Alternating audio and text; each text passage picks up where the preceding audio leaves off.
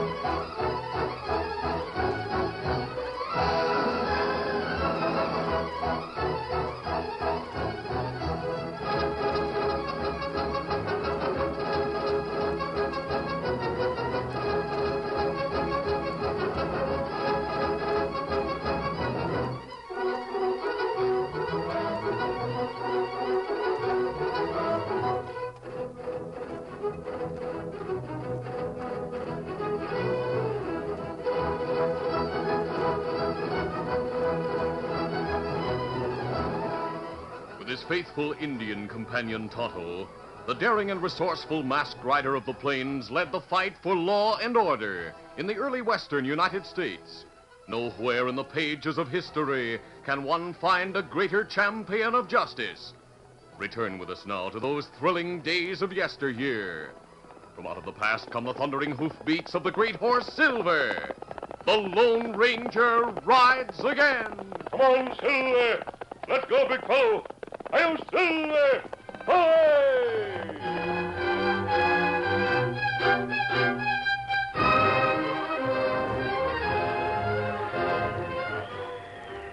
A blizzard swept out of the north and beat across the plains. The howling wind drove great gusts of snow against four troopers, who drew rein in front of a small ranch house. Sergeant, are you sure this is where Carrie's mother lives? Yes, I think it is. We'll know for sure in a minute. It's a fine night to be hunting a thieving deserter. Macy and Hawks will stay with the horses. Stevens, you come with me. Right, Sergeant. Sergeant, be all right if we take the horses around to the side of the house where there'll be some shelter from this wind? Yes, of course. All right. Come on, Nick. Come on. Get on. Well, someone is moving around inside the house, Sergeant. I hear him. Do you suppose Jack Carey would be fool enough to come straight home after deserting from the army? Anyone foolish enough to steal cash and desert's foolish enough to do anything. You should know he couldn't get away with it. He must know this is the first place we'd look for him. Well, he couldn't go far without a horse. He didn't have one. He might stop here to get one. Someone's come to the door. I sure hope it's warm inside that house. Yes? Oh, soldier. Mrs. Carey? Yes? I'm Sergeant Brelt.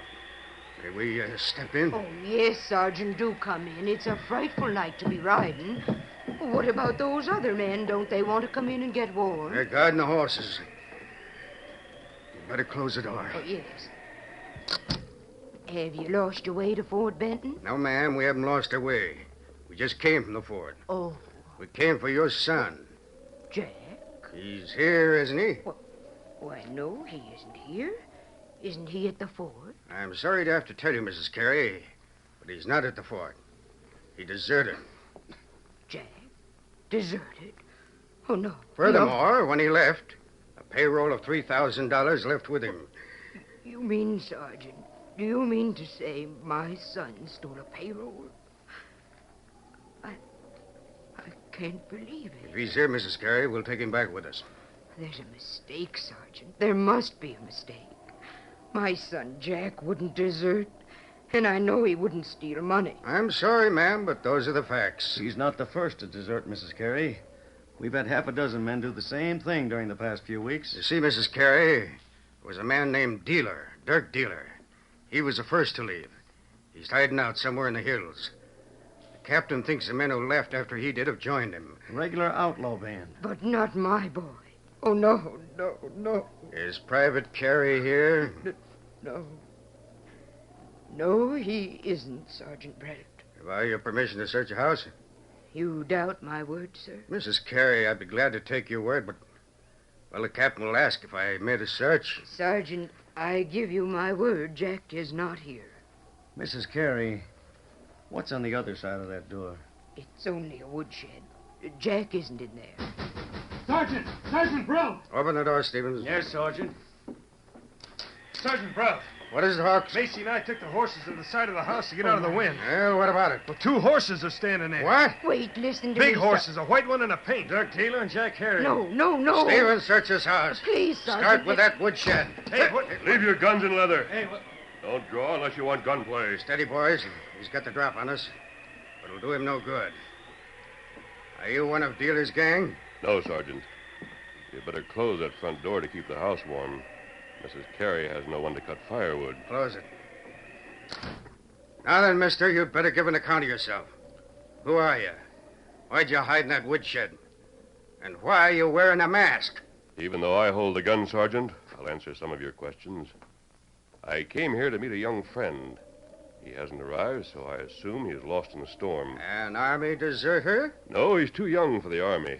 That's why I'm concerned about his safety. I'm anxious to start looking for him. You were hiding in that woodshed. I wanted to avoid a lot of explanations about this mask. Now we must leave. We?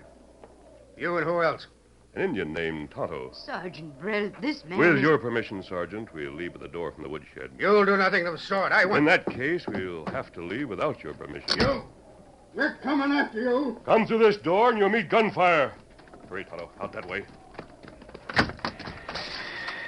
How many soldiers inside? 3. There's probably one left of the horses. The Lone Ranger and Tonto rushed from the back of the house to the sheltered side. With Scout and Silver, there were 4 army horses and 1 man on guard. He cried out in surprise when he saw the strangers. Hey, what's going on? Sorry, soldier.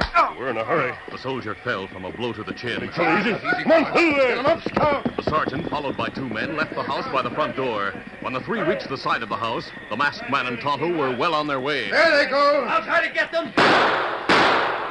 Oh, it's no use trying to hit him with a 6-gun at this distance. What do we do about them, Sergeant? That masked man was at the house. He must be a friend of Carey's. He may lead us to him. We'll follow his tracks as far as possible.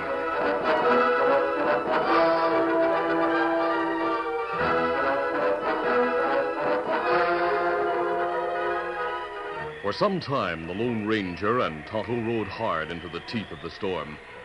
Then they changed to a strength-saving gait and continued along the route that would be used by Dan Reed, the masked man's teenage nephew. When they entered Kent Canyon, they found shelter from the wind. For the first time, conversation was possible. You think something happened to Dan? Dan knows how to take care of himself, Tonto. I think we'll find him somewhere in this canyon, waiting for the storm to die down. Ah, plenty sheltered places here. We'll watch for a campfire.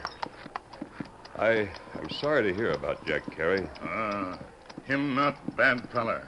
His army record has been good. I can't believe he would become a deserter and a thief.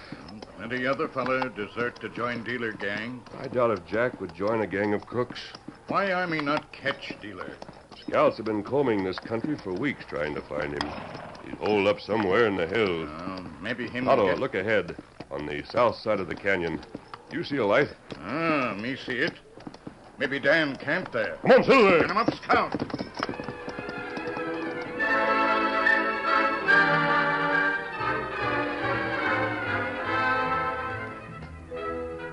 Dan Reed had built a campfire close to the mouth of a large cave, so the smoke would not be suffocating. The cave was large enough to hold a number of men and their horses. But with Dan, there was just one individual.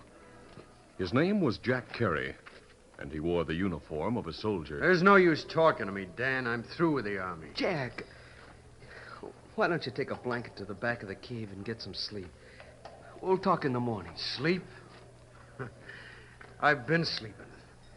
I was sleeping when you found me in the snow and dragged me in here. I don't want to sleep now. I want to talk. Golly, you had a narrow escape. You might have frozen to death. I know.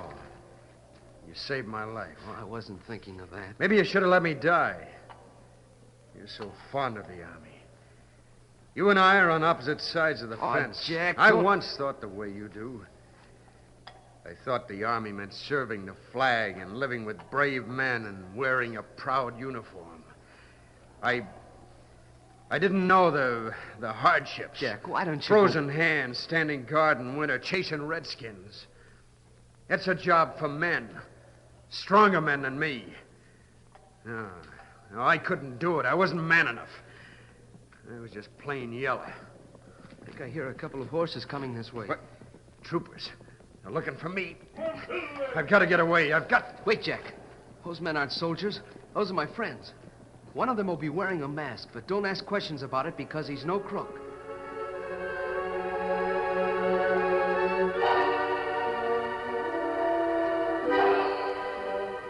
The Lone Ranger and Tonto were pleased to find Dan unharmed and comfortable in the shelter of the cave. While Tonto attended the horses, the masked man learned how Dan Reed had found the young deserter unconscious in the snow. Then he heard Jack Carey's story. Then you didn't run away to join Dealer's gang? No, of course I didn't. I wasn't one of Dealer's pals. I'm glad of that. I know all about Dirk Dealer. His gang was broken up, so he enlisted. When he found some fellas who were willing to join him in a new gang, he deserted. The rest of the men followed as soon as they had the chance. Did Dealer try to persuade you to join him? Well, he spoke to me about it. I told him no.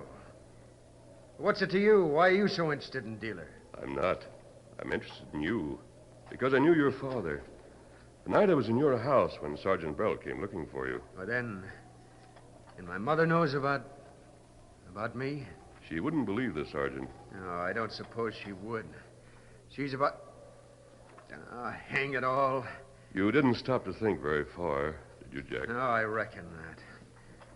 I saw a couple of my friends brought in, dead. Indian arrows in their backs. I got to wondering why I put up with all the hardships. So you ran away. Yes. I was in the office thinking about it, then the captain came in with the payroll money. He told me to lock it up, then he went out. I was alone. I thought of what I could do if I were free with all that money. No, I went to the gate. I don't know where the guard was. I just walked out. Then you did steal the payroll money. Yes. I was out of the fort before I realized it. Where is the money? I hid it near the mouth of this canyon. You came all this way on foot. Yes. And I had a lot of time to think. I'm sorry I did it, but I can't go back. You would like to go back? If I do, I'll be shot. If I don't go back, I'll have to hide for the rest of my life. Jack, could you join Dirk Dealer? I'd rather die. Answer my question. I guess I could join him. Can you find him? I think so. If I ride alone through the hills, some of his men will spot me. Jack, listen to me. Army rules are rigid. Few men have a second chance to be a soldier. Do you want a second chance? What good would it do me to want it? I hear horses in the canyon. Now, look. 4 riders, troopers. What? Dan, Tonto, bring the horses outside. They'll see the fire. That's why we must hurry. Here, horses, give us a Good, steady, big fellow. Easy. easy, fella. Jack, you'll ride with me Yeah, but where? Why? to get that second chance. Come on, Silver! Get up, Dexter.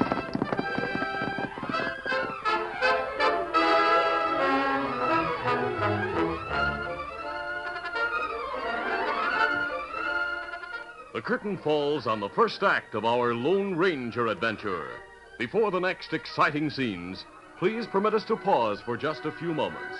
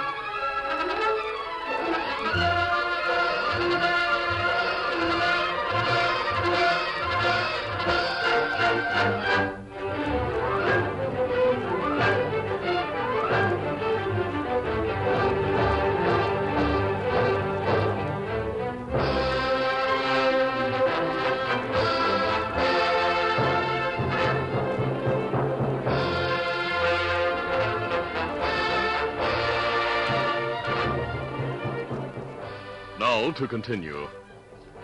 After leaving the cave in Kent Canyon, the Lone Ranger had led the way to another campsite. Morning found Jack Carey willing to trust the masked man and ready to act on any suggestion. He returned to the canyon and got the stolen payroll, then set out on foot, following rocky trails that high winds had swept clear of the light snow. Through the morning, he traveled higher and higher into the rugged mountainous area that furnished countless hideouts for men who were dodging the law. He hoped to be seen by Dirk Dealer or one of his henchmen. It was nearly noon when his hope found fulfillment. Dealer himself appeared quite suddenly at a bend in the trail. Hello, soldier. What? Dealer, Well, so you finally got enough of army life, huh? did you hear about my desertion? Sure. Likewise, I heard that you'd made off with some cash. You're surprised at how I learn things, huh? Well, my men get around. They hear people talking. I didn't know whether I could find you or not. Didn't I tell you to head for the mountains and you'd be seen? Yes, but I We still saw didn't you a think- couple of hours ago when you were in the valley. Oh. I've had my eye on you ever since to make sure you were traveling alone. You don't take any chances, do you, Dealer? No. Why did you head for the mountains? Were you looking for someone? Yeah. Before you left the army, you said something about me joining your gang. You weren't interested. At that time, you didn't have a gang. You were just talking about forming one. Carrie, I don't know how far I can trust you. I need a horse, a place to stay, and a chance to make a bankroll. You want to join my outfit? You think I've been walking through these hills for exercise? Did you bring that payroll money with you? Sack on my shoulder isn't full of food. My horse is behind that rock over yonder. Come on. Far to your hideout? Now. Easy, boy, easy. You have to ride behind my saddle till we get to camp. I'll give you a hand up. Yeah, right. You all set? All set. Get up there. Come on. Get up.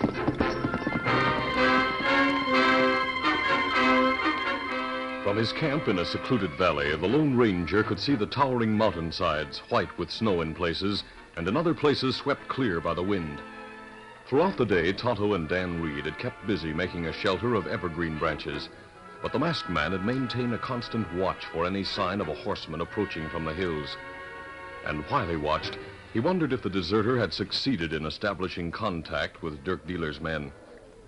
That night, there was no moon. The only light came from the stars. Dan Reed and Tonto shared the watch. It was nearly midnight when the Lone Ranger broke a long silence. If Carey hadn't established contact with Dealer's men, he would have returned before this. Unless... Oh, he wouldn't do that. Well, what's that, Dan? I was just thinking he might have decided to stay away for good. Oh, I doubt it, Dan. So do I. He's really sorry for what he did. That's why I'm willing to help him get another chance. Maybe he can't get away from the dealer bunch. I think he did. And I think he managed to borrow a horse. You do? Why? Look where I'm pointing. You'll see something moving along the edge of the valley. I can't see anything. Him hard to see, 'cause mountainside dark and back of him. It's too steep to hold snow. You see, Matano? Me watch him several minutes. Oh, I saw him just then. Golly, won't it be great if he knows where the dealer gang is hidden? Me not sure that feller friend. Maybe him outlaw. Sound the bird call, Tonto. We'll see if he replies.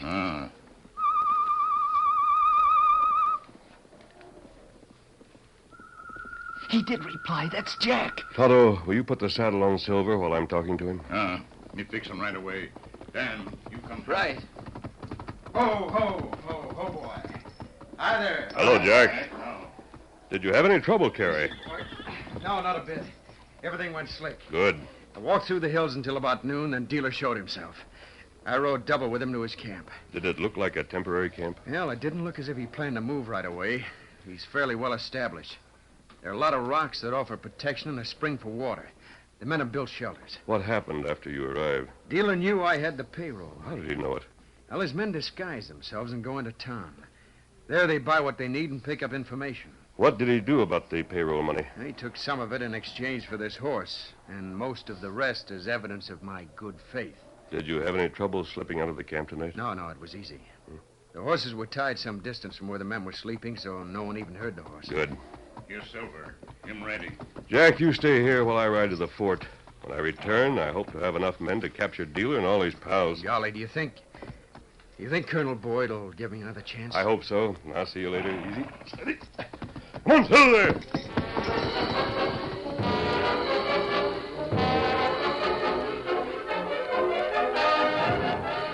Some time after the Lone Ranger left the camp, Tonto and Dan were talking to the young soldier without suspecting that 3 men who had left their horses at a distance were creeping close with guns drawn.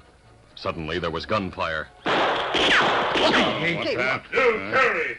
Come out of that lean-to with your hands up and bring your friends with you. Who's that? Where is he? Must be at sight of lean-to near horses. Come out right away or we'll shoot your horses. That's one of Dealer's men. He's called Butch. Hurry it up.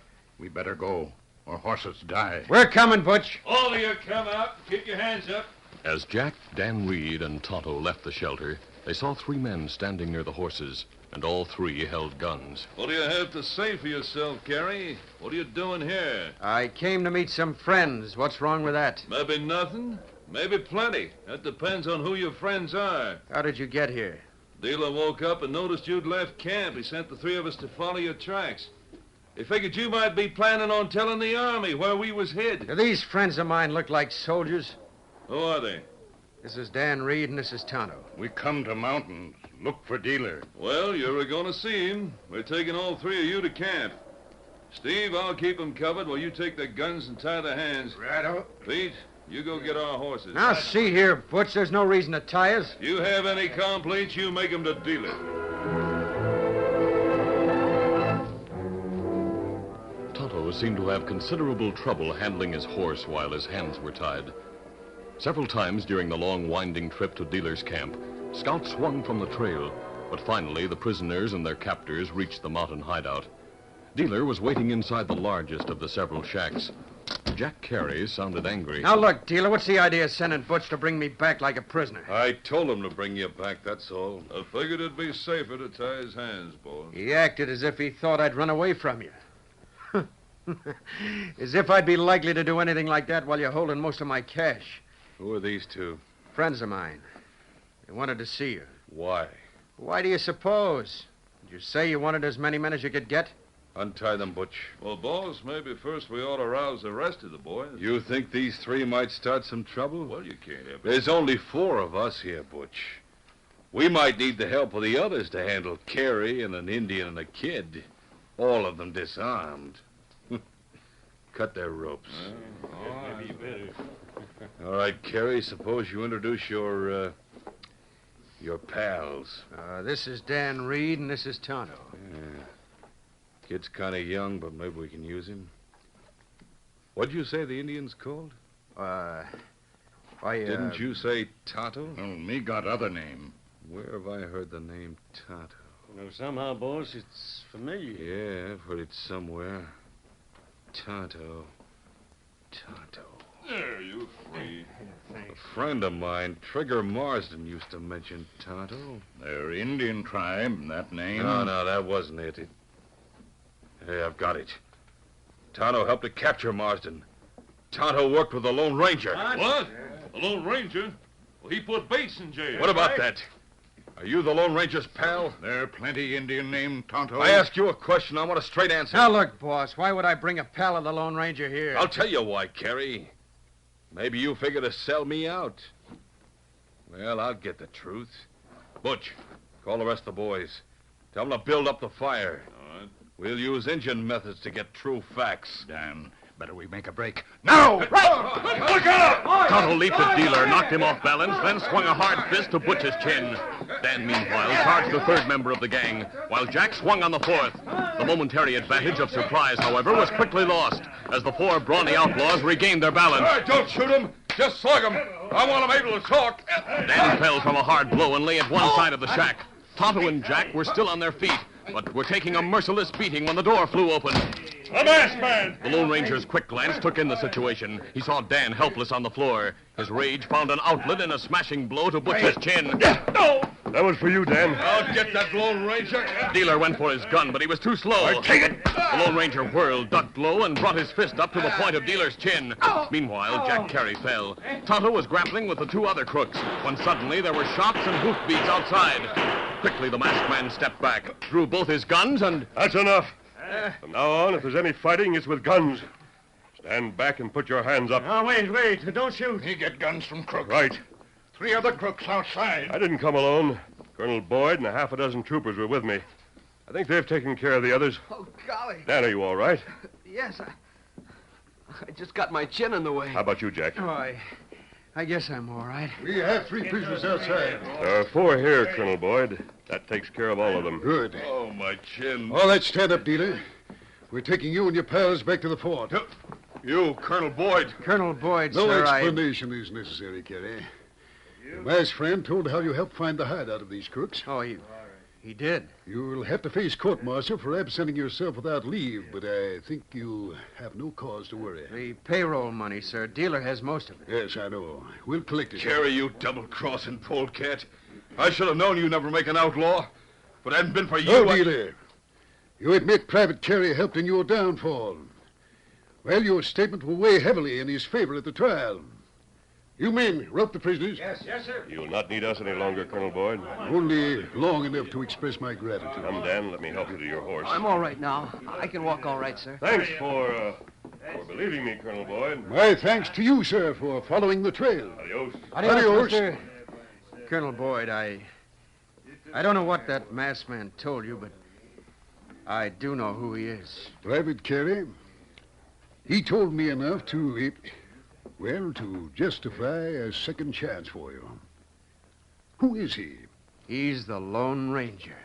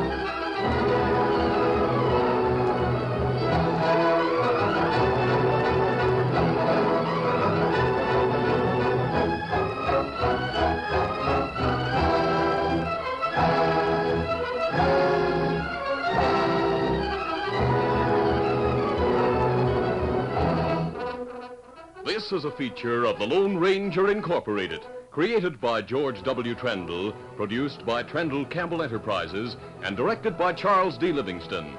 Tonight's drama was written by Fran Stryker. The part of the Lone Ranger is played by Brace Beamer.